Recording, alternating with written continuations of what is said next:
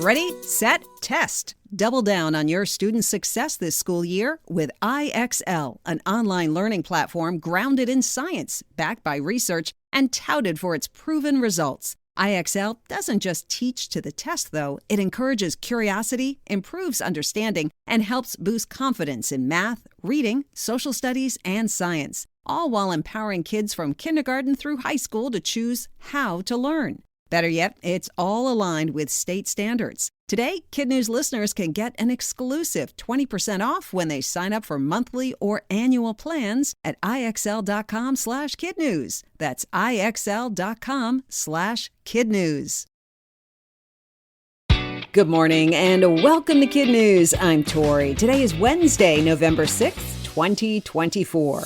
And we begin with a familiar face returning to the White House. Early this morning, CNN called the 2024 presidential race for Republican Donald Trump.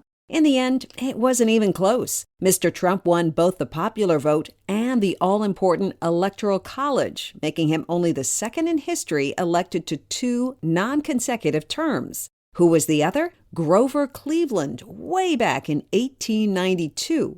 The former president celebrated his win with a 2 a.m. party at West Palm Beach, Florida, promising supporters a new golden age for America and pledging to make the country safe and prosperous. Kamala Harris did not take the stage last night at her election watch party, opting to wait until this morning to make any statements.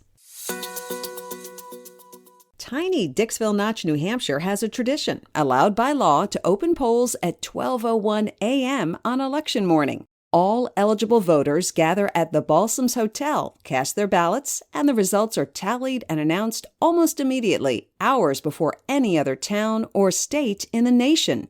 That makes it a destination for journalists hoping for a hint on who the nation might send to the White House. This year, Dixville Notch didn't provide much clarity. 6 people turned out, 3 voted for Donald Trump, and 3 voted for Kamala Harris, a split that mirrored the polls but ultimately did not reflect the reality of yesterday's results.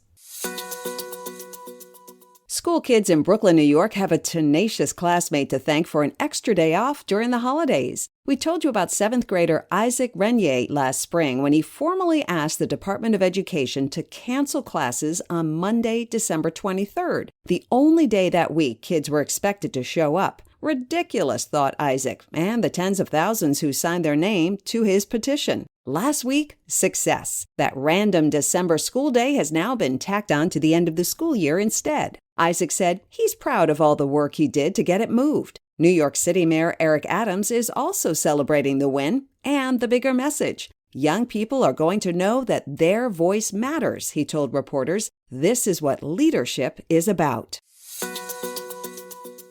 Lizards the size of dogs. You heard that right. Argentine black and white tegu lizards can grow up to 4 feet long, and according to the state, sightings in South Carolina have now topped 100. The Department of Natural Resources requires a photo or capture as confirmation, so its official count is 32, which is still 32 too many. The species was banned in 2021, but those who had them were allowed to keep them. Now officials suspect owners, shocked by the reptile's size, are setting them free.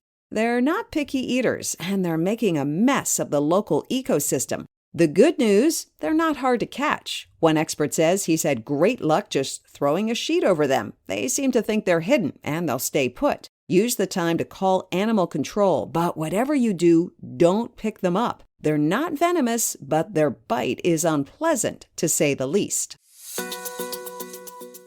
The holidays have arrived early on the International Space Station. CBS News reports an unpiloted SpaceX Dragon cargo ship carrying all the Fixins caught up with the astronauts and their floating home away from home yesterday. The delivery included lobster, crab, and quail, along with apples, sweet onions, and blueberries, just in time for Thanksgiving and end-of-year celebrations. If that were all, it would be quite an expensive DoorDash. But NASA mixed the fun food in with thousands of pounds of equipment, clothing, supplies, and experiments. One of them involving a first-of-its-kind wooden satellite made by researchers in Japan. They'll test how it holds up in space because, if it does, it'll be less polluting than current satellites. The cargo ship will remain docked at the station for another month before returning to Earth with a load of space station trash. Still to come, sounds a little weird, but someone will soon be the proud new owner of a lock of George Washington's hair. But first, today's KidNuz quiz. What's the name of the tiny town that's traditionally the first to vote and the first to report election results?